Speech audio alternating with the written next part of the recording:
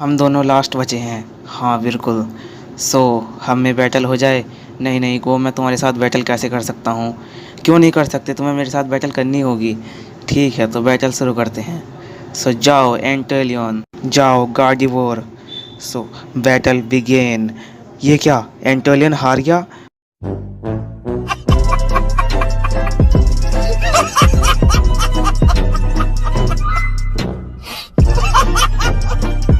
मैं तो इसे हराने वाला था और अपने पॉइंट बढ़ाने वाला था, मेरा एंटोलियन ही हार गया।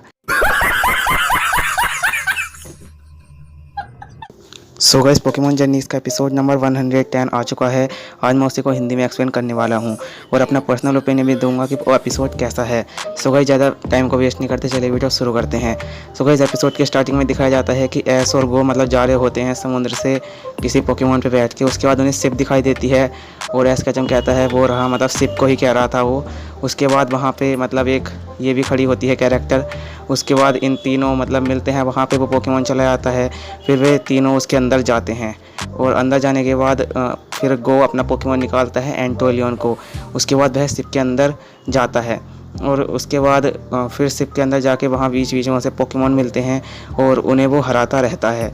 उसके बाद वे देखता रहता है कि मतलब कि कौन सा उनका मतलब एनिमी उनके पास है या नहीं है। मतलब बाद फिर आगे चल के उसे अपना फ्रेंड भी मिल जाता है।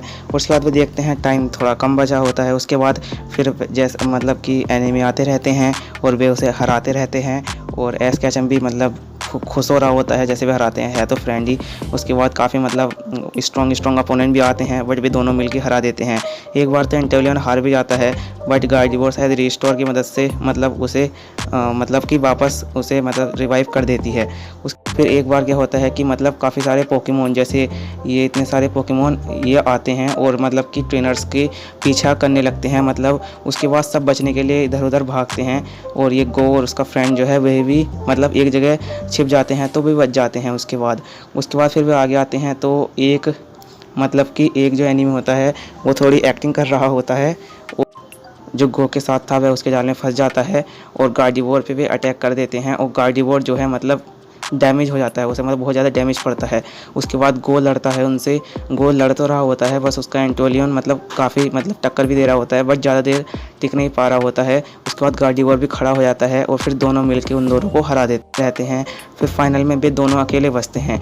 वे देख के पहले खुश होते हैं। उसके बाद फिर मतलब कि बैटल स्टार्ट होती है और शायद वो मना कर रहा होता है मतलब गो का फ्रेंड, पर गो शायद उससे कहता है बैटल करने को। तो फिर उन दोनों की बैटल स्टार्ट होती है और मतलब हरा देता है गार्डिवोर आसानी से एंटोलियन को।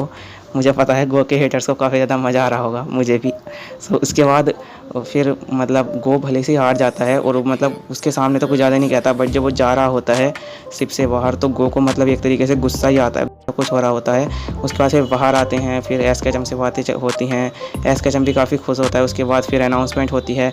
उसके बाद पॉइंट दिखाए जाते हैं और गो के पॉइंट जो हैं 7 होते हैं तो और गैरी ओक के सबसे हाईएस्ट यानी कि 12 पॉइंट होते हैं। सो गाइस, यहीं पे एपिसोड एंड हो जाता है। गाइस, पर्सनल ओपिनियन से एपिसोड अच्छा था बट इतना भी ज़्यादा कुछ खास नहीं था, मतलब ठीक ठाक था, मीडियम था और मतलब काफ़ी मतलब इतना भी बहुत ज़्यादा भी अच्छा नहीं था। सो यहीं पे एपिसोड तो एंड हो जाता है। सो गाइस, हाँ यहीं थी आज की वीडियो। अगर वीडियो पसंद आई हो तो वीडियो को लाइक कर देना, चैनल को जोर से सब्सक्राइब कर देना और बेल आइकन कॉल पर सिलेक्ट कर लेना है ऐसी ही ऑसम वीडियोज़ के लिए। सो गाइस, मिलते हैं फिर किसी और वीडियो में, तब तक के लिए बाय बाय।